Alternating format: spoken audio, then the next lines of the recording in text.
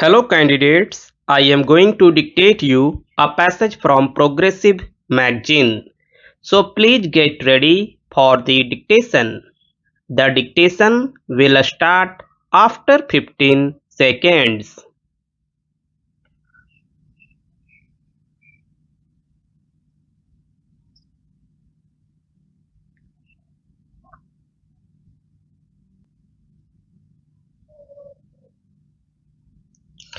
As many honorable members have remarked, the President's address this year has been much more than a mere formal address. It is not a mere outline, the business before this particular session or during the year. Actually, it is an urgent summons to the tasks which await us as we enter one new decade after completing another. In fact, it is something even more than this. It marks the transition from one definite stage in our economic development and political evolution to the beginning of another.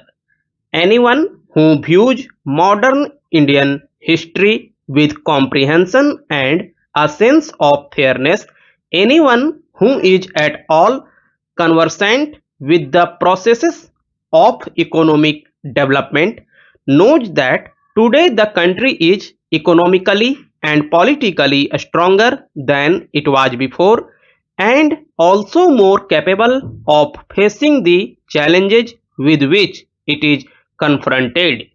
In fact, at no time has there been more enthusiasm and greater self confidence in the people of India, a greater expectation of change, and also, I would say, a greater capacity to bring about this change.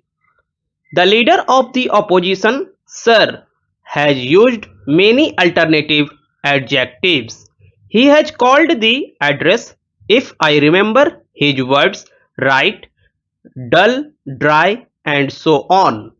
It is human, sir, to see the world in one's own image.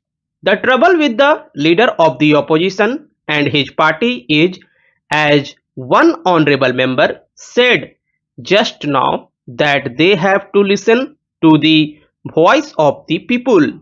They have ceased to notice the urge and the fervor which is so evident not only to our countrymen but to the many people who have been visiting us from different countries from all parts of the globe in recent months.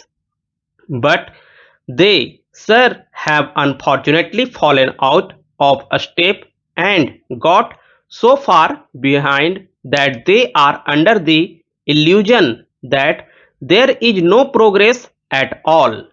The honorable member has alleged that we are, or perhaps I am, obsessed with the idea of toppling a state governments. I presume he has in mind Bihar and Uttar Pradesh. Now, sir, Bihar is his home state, and I do not know whether he has some grievance against the ending of the governor's rule there, because that is the only government that was toppled in Bihar, and right only some little time ago I was being urged by some of the same people to end the governor's rule as soon as possible.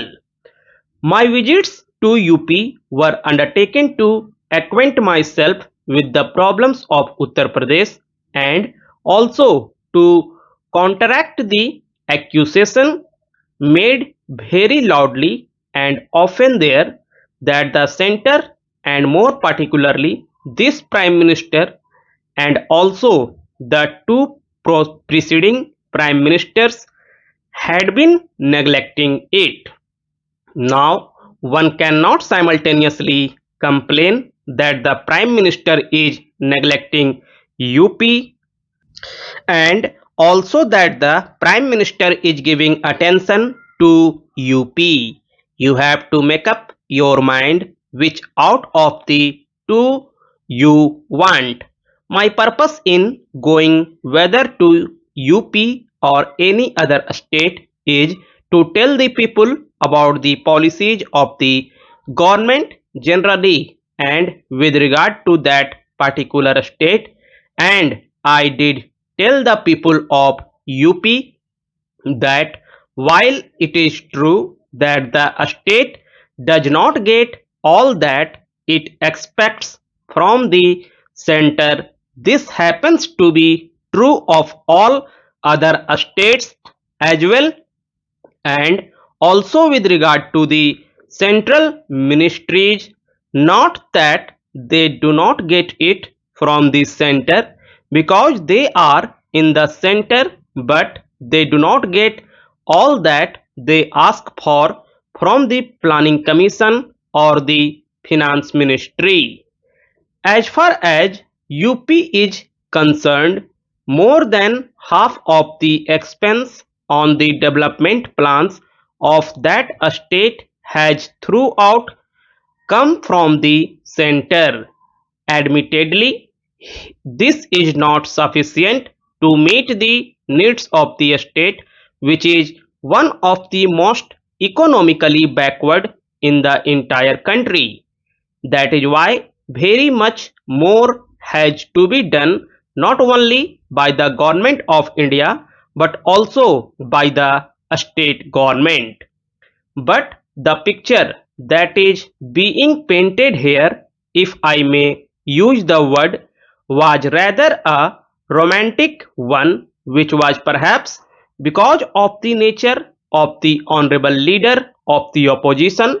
But I do not know what picture was conjured up before the other members. But anybody who did not know the situation and who was listening to him might have got away with the impression that from the helicopter I was flying in, I was busy shooting down all the politicians who were opposed to me. The only reply that I can make to this is, if there was anybody who toppled the previous government there, it was the leader of that government himself. One of the amendments moved here speaks of totalitarian methods.